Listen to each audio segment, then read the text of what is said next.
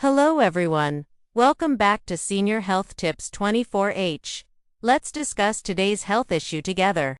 Today we're going to talk about something deceptively simple but deeply powerful for your health after the age of 50, drinking water. It may surprise you to know that how you drink water can either enhance your circulation, your energy, and your overall performance, or, if done incorrectly, quietly undermine your circulatory system over time. So let's take a deep dive. We'll explore why hydration is so crucial after 50, what can go wrong if we ignore it, and most importantly, how to drink water correctly in daily life. First, why does hydration matter more after 50 than, say, in your 30s? The answer lies in the subtle but important physiological changes that happen as we age. Number 1. Your thirst mechanism becomes less sensitive. That means even when your body needs water, you simply don't feel as thirsty as you once did. If you rely only on thirst to guide your drinking, you will often underhydrate. Number 2. Your kidneys gradually lose some of their ability to conserve water, so you may lose more fluid through urine even when your body could use it. Number 3. Body composition changes. As we age, we carry less lean muscle and more fat tissue. Muscle holds more water than fat, so total body water percentage declines. In practice, that means you have a smaller water reserve inside you.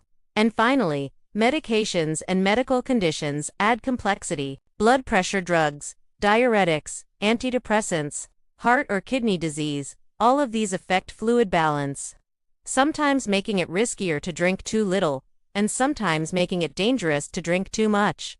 So, the playing field changes after 50. What used to be automatic now requires more deliberate attention. Let's look at what water does for your circulation and energy. When you drink water, you're maintaining plasma volume, the liquid part of your blood. If plasma volume drops because of dehydration, your heart has to beat faster just to keep blood pressure stable. That means more strain, less efficiency, and more fatigue. Dehydration also affects blood vessels themselves. Even mild dehydration reduces the ability of your arteries to relax. Think of stiff pipes that can't expand. Pressure goes up, the heart works harder, and blood flow to muscles and organs is less efficient. Here's another fascinating point. Drinking water can immediately improve blood pressure when standing. In some people prone to dizziness, upon standing, a single glass of water can reduce fainting risk. That's how directly water interacts with circulation. And it's not just physical. Even a small water deficit, as little as 1 or 2% of your body weight, can slow reaction time, reduce focus, and increase fatigue. So if you've ever felt foggy in the afternoon, hydration may be part of the story. Now, you may be thinking, alright, I'll just drink lots of water then. But it's not that simple. Drinking water incorrectly can backfire. Mistake number 1. Relying only on thirst. As I mentioned earlier, thirst is muted with age. If you wait until you're thirsty, you're already behind. Day after day. That means chronically lower hydration, higher strain on the circulatory system, and lower energy. Mistake number 2. Replacing heavy sweat with plain water only. If you sweat a lot and drink only plain water in large amounts, your blood sodium can drop dangerously low. This condition is called hyponatremia. It's rare, but it's more likely if you're older and taking diuretics or certain medications. The symptoms can mimic dehydration at first: headache, confusion, nausea, but the treatment is the opposite. Mistake number 3. Overdrinking and heart or kidney disease. If your doctor has told you to limit fluids, exceeding that can worsen swelling, blood pressure, and strain on the heart. So, more is not always better. Mistake number 4. Chugging huge amounts all at once. The body often just flushes that excess out quickly as urine, rather than storing it. You think you're hydrated, but much of it is wasted. Smaller, steady amounts work far better. So yes, water is powerful medicine. But like any medicine, dose and timing matter. So, what's the right amount? Health organizations like the Institute of Medicine give general targets: about 3.7 liters per day for men, and about 2.7 liters per day for women. That includes both beverages and water in food. Another practical method, especially for older adults, is to use your body weight, about 30 milliliters of water per kilogram of body weight per day. For example, if you weigh 70 kilograms, that's around 2.1 liters daily as a baseline. Remember, these are starting points. You'll need to adjust for exercise, hot weather, sweating, and of course, for any medical advice if you have heart or kidney conditions. So think of it like this: a baseline target, plus adjustments. And how do you know if you're on track? That brings us to monitoring. Fortunately, there are simple, low-tech ways to know if you're drinking enough. Check your urine color. Pale yellow, like straw, is usually ideal. Dark yellow means you need more fluids. Crystal clear all the time might suggest you're overdoing it.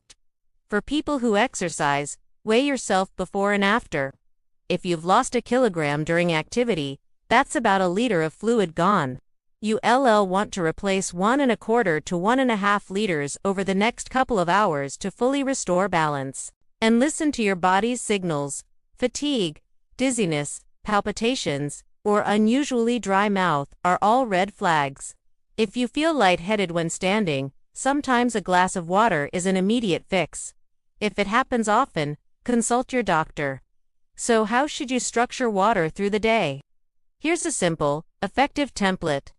On waking, start with a glass of water. You've gone 6 to 8 hours without fluids overnight. Before each meal, another glass. This sets up a rhythm and aids digestion. Between meals, sip regularly, a few mouthfuls every hour or so. Think frequent, not frantic. During exercise, sip every 15 to 20 minutes. 4 sessions over an hour. Or in hot conditions, include electrolytes. After exercise, replace about 1.25 times what you lost. If you dropped a kilogram in body weight, aim for around 1.2 to 1.5 liters over the next couple of hours. And before bed, drink lightly, unless your doctor has you on a restriction, and unless nighttime bathroom trips are a major issue. The principle is steady, balanced intake, not feast and famine. What about coffee and tea? The good news is, they do count toward hydration. If you drink them regularly, your body adapts to the mild diuretic effect. So your morning coffee or afternoon tea is part of your water tally. Alcohol is different. Alcohol increases fluid loss. A glass of wine or beer should be matched with water if you want to stay hydrated. And of course, heavy drinking has its own cardiovascular risks, far beyond hydration. So, in short, coffee and tea. Yes, they hydrate. Alcohol, be careful. One last but critical point, your personal medical situation matters.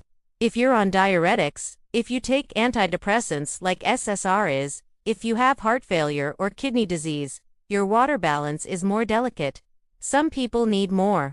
Others need less. If you're in this group, don't rely solely on general advice. Get a tailored hydration plan from your doctor.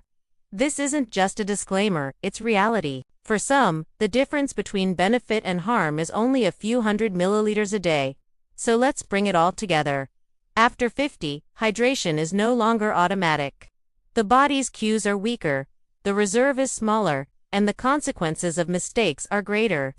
Done correctly, drinking water supports your circulation, energy, mental clarity, and resilience. Done incorrectly, it can quietly undermine the very system you depend on. So, start your day with a glass. Sip regularly. Monitor your urine color. Adjust for exercise and heat. Respect your medications and medical conditions. It's simple, but it's not trivial. Water is life, and after 50, how you drink it can make all the difference. Thank you for listening, and here's to your health.